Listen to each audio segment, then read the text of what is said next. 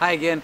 We're out hiking today. I just want to take a minute to talk to you about an episode I seen on this pretty well-known survival show, and some of the information they gave was false. And for those of you who don't know out there, might make the mistake of doing what they did. We won't talk about the name of the show, but for those of you who've seen it, you'll know what I'm talking about.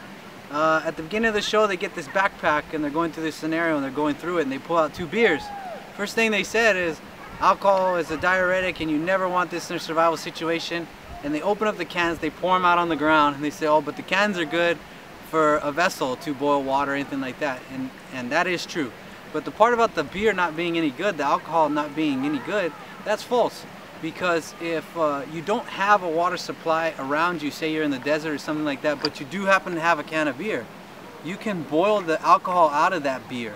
You put it in a container, you boil it, alcohol actually burns off, becomes a vapor quicker than the water will boil. But you bring the water to a boil, it's safe to say around 15 minutes, the majority of that alcohol is boiled off. So there's only going to be maybe about 25% of that alcohol left. And when you're talking about a 3% alcohol beer anyways, that's very minimal alcohol. It's not going to affect your system in any way unless you have, you know, a severe sensitivity to alcohol or something like that. But it'll have calories in it, and it'll be able to rehydrate you. So just pouring out that alcohol and throwing it to the side as if it's not a survival tool, that's the wrong way to think about it.